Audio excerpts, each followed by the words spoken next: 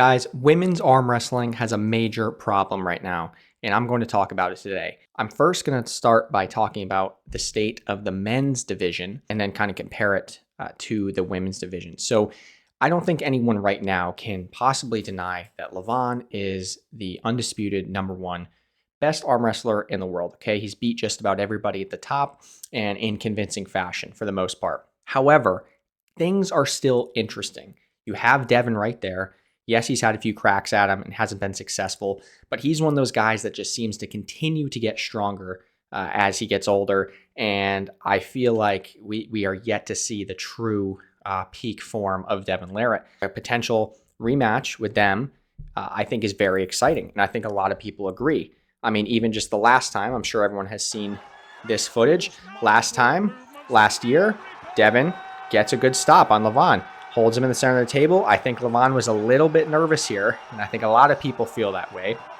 I don't think he loved what he was feeling here, and when he actually goes to be offensive, to try to get the finish, he ends up going into somewhat of a flop press where he loses his wrist and has to press Devin down to the pad, just like that.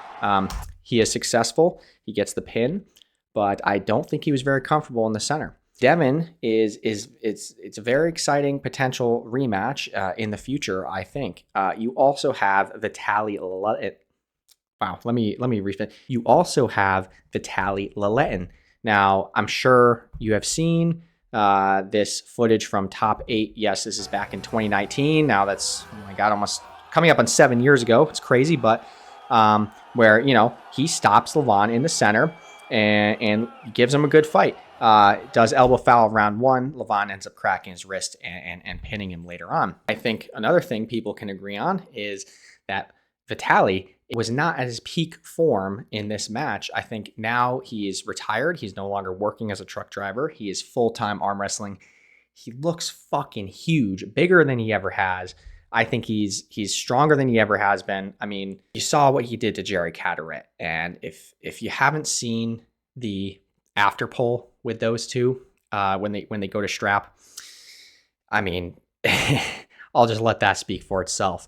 So I think that's a very exciting upcoming match that is going to happen early next year between the two. So there's a lot of excitement with the top contender being challenged, and that, I think, is what makes arm wrestling exciting. The problem with the women's arm wrestling right now is that this woman right here, Barbora, she I believe is a full step above the rest of the field. Certainly we saw it on the left arm just recently, but I would say even on the right, the only person who really could give her a run for her money on the right arm is, of course, Gabriella. I want to show you, just kind of play again. This is from King of the Table 13 about a year ago. And this is round one. This is, of course, on the right hand. This is the second time they faced. The first time was at East vs. West 6 a couple of years ago, also on the right. But very, very, very similar results. So round one, they get the go. Okay, Gabby doesn't exactly keep her wrist. Doesn't matter. Too much raw side pressure in the strap. It goes that way for the first two rounds. She's up 2-0 at this point right here. This is round 3. And then if you look at what happens here, ready, go. And Barbora just takes her wrist, and this time Gabby doesn't have anything offensive, perhaps getting a little gassed out. And that ends up being how the rest of the match plays out. Gabby just doesn't have enough in the tank. She tries that surge, but this time it's not enough. And she's able to, Barbora that is able to get her close enough for the victory, and the same thing happens in the final round, and Barbora takes it. That's literally exactly what happened the first time they faced as well a couple years ago at East vs. West 6. I'm not going to show the first two rounds because it's almost a carbon copy of that last match I just showed. This is round 3 where the tides start to turn. Again, ready, Barbora takes the risk. Gabby tries to do the surge, almost gets the third pin. She tries one more time. Barbora completely has all of her pronation and is able to pull through, eventually getting the pin right there. The rest of the match, each round after that, just got a little easier for Barbora to win. And that's how it went on the right. That was 2 years ago. The first one I showed you was last year. And then, of course, they recently just faced off on the left, which, I mean, I'm only going to play one round because the same thing happened every time. Well, maybe I'll play two. The reason being, round one, just absolute flash pin out of the strap. I kind of thought, okay, maybe Gabby wasn't quite ready. Maybe she missed the go. Maybe she mistimed. It's far from over. And that's kind of what I was thinking at the time. Then we go to round two. This time they're able to get the slip, and they're going to go to the strap. Okay, maybe this will change the game. Gabby's going to be ready this time. They're strapped up. Just doesn't matter. Absolute flash pin. No contest from Gabby. She's not complaining or anything. I think she just felt the raw power right there. It doesn't change after that. It's just utter domination. Now, obviously, people like Todd Hutchings and Evan Lara, and maybe you could say Michael Todd, they kind of have been showing that you can get stronger in this sport in your older age. Gabby is 37 years old. I'm not going to say that she can't get stronger, but let's just take a look at Barbora. I mean, she's 25 years old.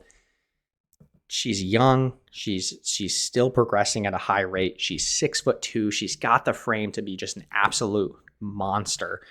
Just get even stronger on the table. And, you know, she's beat everybody else. Egla 4-0, not a difficult victory. The only one that really gave her any trouble was Gabby on the right arm. And when you look at Gabby, I mean, who's close to Gabby on the right arm? Gabby 3-0 over Heidi. Gabby 3-0 over Egla also. Even on the left arm beats Egla 3-1. And we saw what Barbora just did to Gabby on the left. And then we have Gabby versus Jocelyn Brisson, which was her last match before this most recent one, where, you know, she handled her pretty easily. So what I think is happening is there's a relatively large gap from Gabby and the rest of the field, except if you're Barbora. And I don't personally, you know, part of me hopes I'm wrong and hope Gabby proves me wrong, but I just don't see Gabby coming back and being able to beat Barbora. She's too young. She's got an incredible frame for arm wrestling. She's just going to keep getting better. I don't think it's going to happen for Gabby. And that creates an issue, because if Gabby's already so far ahead of everybody else in the field, and there's someone else above her that no one's going to be able to touch, to me, that tends to make things a little less interesting, because you have this person who is just way ahead of the rest of the field. And yes, I will say it can be fun to watch the other matches. You know, they're still very high level matches with extremely strong competitors. But when you kind of know that the top dog is seemingly untouchable, I think it makes things seem a little stale and a little uninteresting. And I don't quite think the men's division has that issue. So once again, I really hope that Gabby makes me eat my words. I hope I'm wrong. I hope she can come back and beat Barbora on the right. In terms of the left, I just don't I don't see it happening. I don't know who in the next 20 years is going to be able to touch Barbora.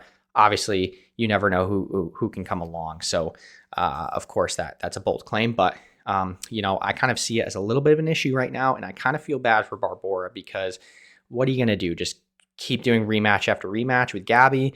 If you do that, you're going to want to wait at least a year or at least 6 months for some more train up time to actually potentially make a difference and change the outcome of the match. And then how many matches are people going to want to see between the same competitors, especially if it's the same outcome? So, I kind of feel bad for Barbora. It's almost like she's too good, and it's like, where does she go from here? We will see. Maybe in 2 years or maybe in 1 year, I'll look back on this video and be like, wow, I'm a fucking idiot. But, for now, this is what I think. I'm sticking to it. And let me know what you guys think in the comments. Thank you for watching.